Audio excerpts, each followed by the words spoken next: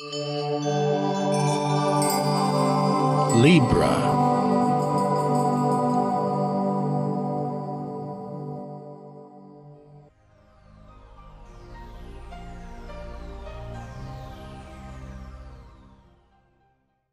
Hello Libra, Happy New Year 2015.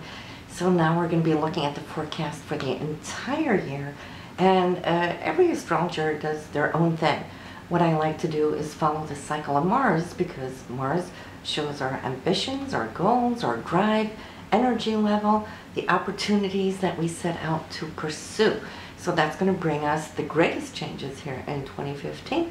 And then of course I'm going to be outlining too the outer planets, their positions, and they're working in the background of your mind, so they're not going to change whether either houses or signs, but they're essential and they are important. So we're going to start off here with this cycle of Mars. You're starting off here in the 5th house. It's only going to be there until January 13th, and it's going to end up just inside of your 1st house here in 2016. So basically where you've been focusing here this last year has all been about the internal journey, your self-esteem, who you are on the inside, your family values, concepts, where you are with all that, and looking at your creative skills and whatnot. And so all this internalization is now going to be moving up more to the public side of your chart, meaning the upside here of your chart. This is of course in the solar readings that we're giving here on a month-to-month basis, not necessarily in your own natal charts. But starting off in the 5th house until January 13th, you're wrapping up what you started there in December as far as looking at creative outlets. Where can you drive and focus the most potential creativity? But also there might have been things with children here that they needed a little bit more of your attention and so forth. And then of course 5th house is also love and romance. So a lot of activity, you want to wrap that up by January 13th, where then Mars is going to focus on your 6th house. Now as it journeys through each of these houses throughout the year, Mars will change its flavor. Mars is, you know, our drive and energy, but it absorbs the energy of the house it's transiting, but also the sign that it's passing through. And this is why we have different modes throughout the entire year. So come January 13th to that of February 20th, the 6th house, well, for you, it's all about getting your ducks in a row, your routines and so forth, and also uncluttering your space, and also working a little bit more intensely perhaps with coworkers and so forth, setting up these routines so that you can become more efficient for the rest of this time. Now from February 20th to April 1st, this is the focus of your relationship, your long-term committed relationship. So your focus is going to be more on your significant other, or his or her attention also being more focused on you. Now this area also includes the areas of whoever you work with closely one-on-one, whether that is with any partner in any partnership. You'll see that now is the time to actually pursue, be a little bit more focused so that you can obtain anything here now that you find important in your relationship, and balancing it. And also here in this period, Mars is going to be meeting up with Uranus, and Uranus creates change. It signifies letting go of those things that no longer behoove us. So you could see maybe some routines here can change up, or also initiate new things, because any conjunction between two planets, they start off a new energetic cycle. And since Mars takes 2 years to go around the chart once, this is going to be the time within this time frame where you will have the opportunity to shunt forward with new positive changes. For those of you in a relationship that's been a little rocky, perhaps, well, it could shake up things there too. But that's not necessarily a negative. It might help some of you to process the things that you've been thinking about and emoting for a long time, but really didn't find that extra kick in the butt to get things sorted. So you might find that here at this time to be quite helpful for you as well. Now, as we move into the 8th house, this will be from April 1st to May 13th. The 8th house is intimacy, how we relate deeper. It's the area of Scorpio. Scorpio rules the 8th house, so anything that goes subterranean in our consciousness at this time will want to come up. Mars, being Marsy, wants to process it, and it will really go digging for those insights that it needs to know. But it's also an intimate sharing if we're looking at the passionate side, because Mars is Mars. That is dynamite. Pluto is nuclear, right? So we got that going on too. Now, since it's in your sign of Taurus here in this area, Taurus is all about money, security, quality, and so forth. So you might also come to see that these are things that are going to surface, that you're going to look at. It's also the area of shared resources. So it's all about balance and fairness. How much, is he or she putting towards the balance of the scales? How much are you putting in to the balance of the scales? If things are balanced between you, shouldn't be a problem. Now, if things have been very lopsided, whether on the material, emotional, or spiritual level between the two of you, this is a time this will be sorted out. So here, then Mars will be moving into your 9th house. And the 9th house is all about how you look at the big picture. It's the house of Sagittarius, which is philosophical in outlook. Your spiritual yearning might start stretching for those higher truths, but it's also education.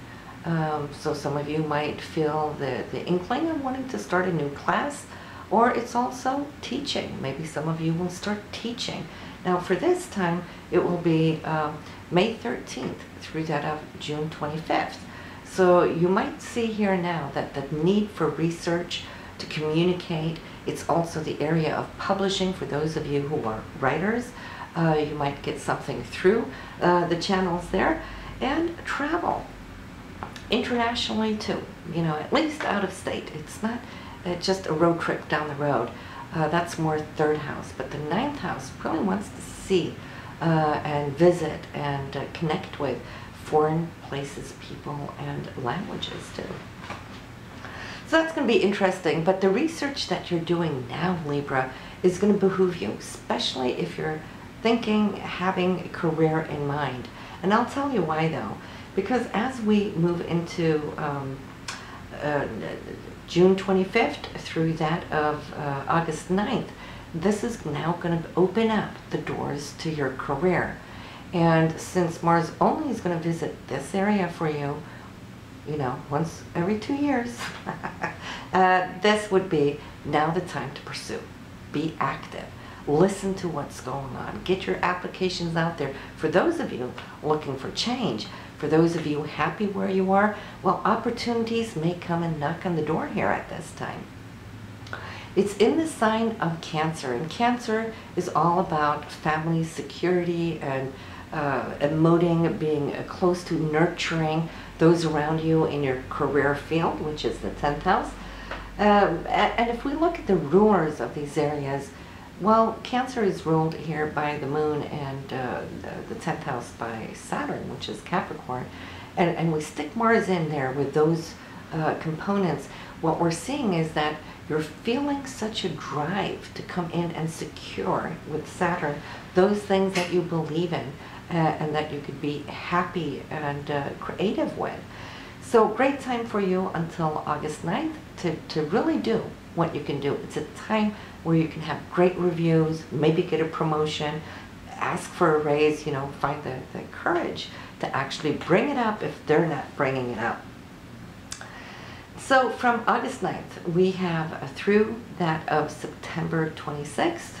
Now, if you don't have a notepad writing down these dates, you can always come back anytime through that of 2015. Re-listen to this, and while we're mentioning that, you might want to go Also, and listen to your partner's forecast to see how he or she may be resonating in the areas of dynamic focus that we're having. So August 9th, September 26th, we have now the area of social networks, your hopes, dreams, your friends, groups and organizations. It's really expanding your focus outwardly to the world at large, not like the ninth house, differently. This is more ruled by Uranus, you know, it's the house of Aquarius, technology, and so forth. So, and new ideas, it's being future oriented, all those things that Aquarius rules. So you could really behoove your path to figure out how you can expand your business. That might be through social media or affiliating yourself with groups, signing up with organizations. Now this month also is going to be quite exciting because Mars is going to be meeting up with Jupiter. Jupiter expands everything it touches. And when we put Jupiter and Mars together, well, what do we have? We have this huge engine going on, bringing to you people in high places that can come in and be quite supportive of you. The new people that you meet could become to be new friends over a long period into the future. So any affiliations or contacts there, you want to pay attention to it, but it's a generally positive time where you're feeling happy, and like I said too, reaching for your dreams, okay? So you definitely want to do that. If you've had any projects, some of your own projects, not really connected to the career you're in, but wanting to initiate something yourself, always think about Mars as being the initiator, because it is Aries ruled, and they are very much so the entrepreneurs. So if you've had a brilliant idea, and I feel there's a lot of brilliance around you this month, the 11th house ruler of Uranus, having Jupiter there, there's brilliance of expansion of new actions taking place. So you can see that, you know, you want to really hit it while you are running here until September 26th. Then we have September 26th, November 13th. Well, you've really been on a run out in the public areas of your life, so this is going to be now a time to kind of kick back, put your feet up, and meditate a little bit. Just to be quiet, listening within. Within a 2-year cycle, as it has been, Mars needs to refuel its batteries as well. And so I feel it's a time of contemplation for you, where you can review where you've been, what you've done, what you've accomplished, what you've weeded out. My Norwegian gets in there sometimes. But what you weeded out so that you can prepare yourself for a new 2-year cycle when Mars gets into that first house of yours. And it being in the sign of Virgo, well, Mars in Virgo. Virgo is very much so, it rules the mental area, Mercury here, so you might be reorganizing the way you have been doing things. You might be worrying a little bit too, because Virgos can worry, but it's just because they're so detail-oriented. But this will help your Mars to kind of look at those things that are really, really good for you. And it's more like collecting a new bouquet of flowers. Which ones do you want to carry with you over the next 2 years? Which flowers need to go? You know, some of them might have wilted throughout the path and they served you really, really well, but will they serve you in the future? So this is why it's good to contemplate at times. We also do want to think about the 12th house being ruled by Pisces. Pisces is spiritual. It's also very creative. So Mars is kind of dipping down into your subconsciousness, asking itself, what would I really want to do if I could? If I had the freedom to pick on any shelf, which shelf would I pick from?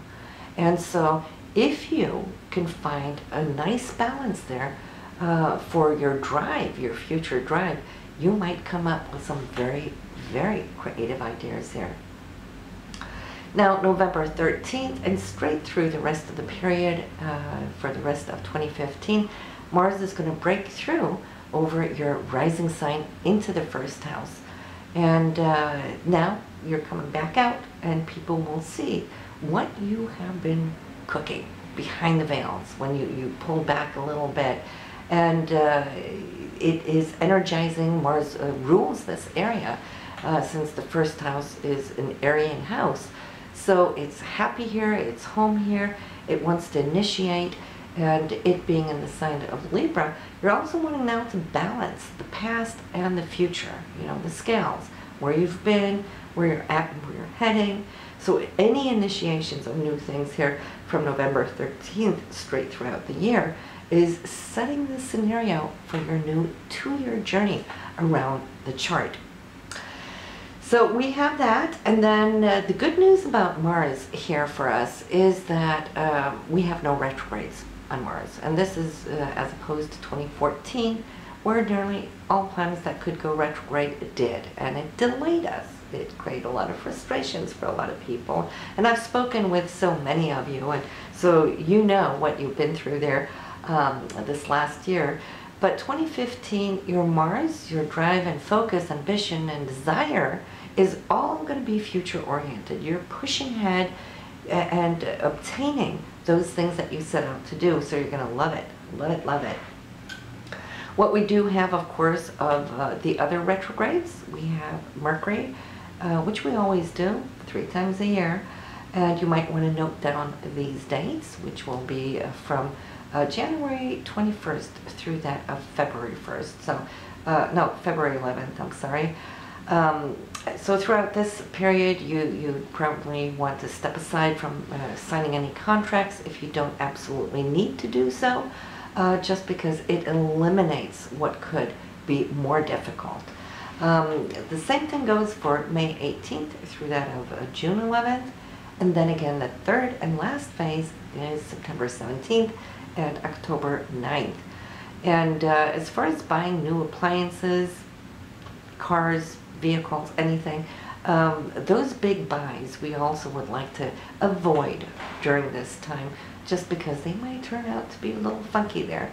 So you'll save yourself, you know, a headache, to say the least.